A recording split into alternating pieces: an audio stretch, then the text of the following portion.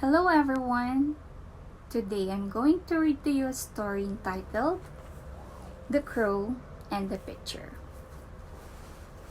It is a story written by the Aesop's Fables and illustrated by Igloo Books. Are you ready to listen? Okay, I'll begin then. The Crow and the Pitcher.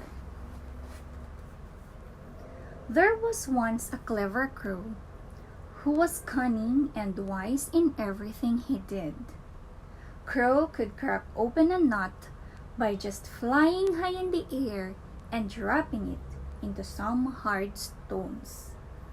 He didn't even need to use his beak.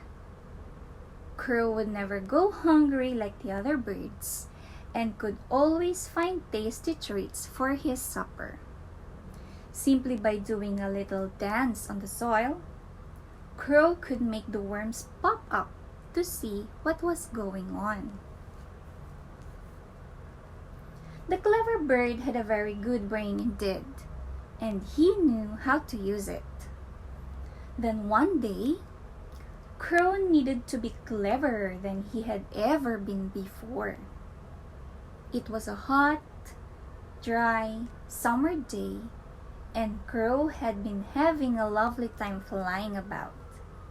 By the afternoon, he became very thirsty, and all he wanted was a cool drink of water.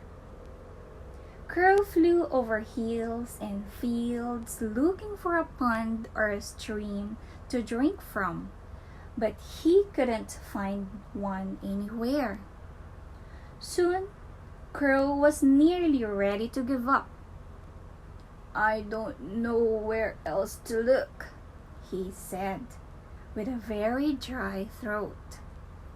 "There isn't a drop of water to be found anywhere."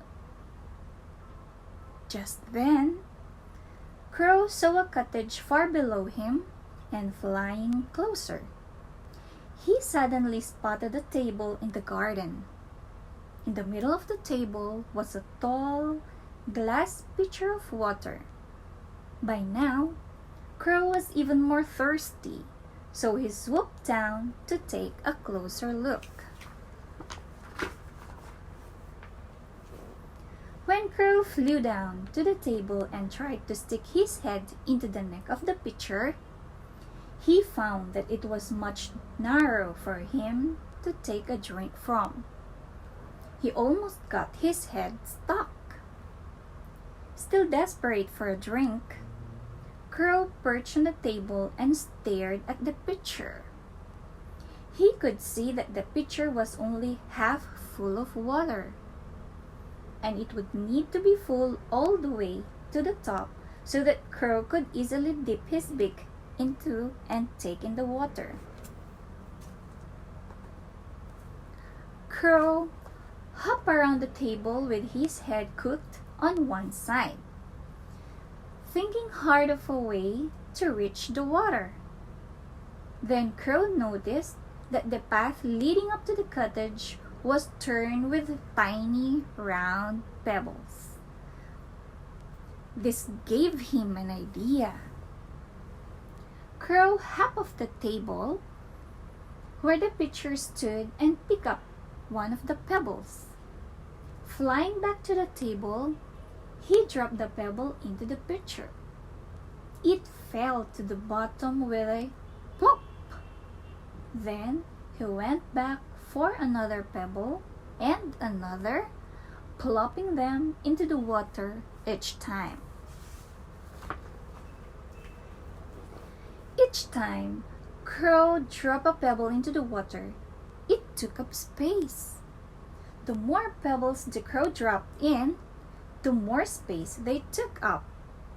Soon, the water began to push up to the top until the pitcher was nearly full enough for Crow to take a sip. "It's working!" he squawked, hopping up and down and flapping his wings with excitement. "I'll soon be able to drink," Crow said. He worked all evening filling the pitcher with pebbles, and eventually, Crow's task was done. "This is the moment I've been waiting for," Crow said, and put his beak into the neck of the pitcher where he could finally reach the water. He drank and drank and drank until he could drink no more. Finally, he lifted up his head and gave a great caw of relief. Problems can always be solved by looking around and making the best of what you've got, said the wise crow as he took flight once more. He flew back home fully refreshed, delighted with how clever he had been. So that's the end of our story. And the moral is, where there's a will, there's always a way. Thank you for listening. See you again next time. Goodbye.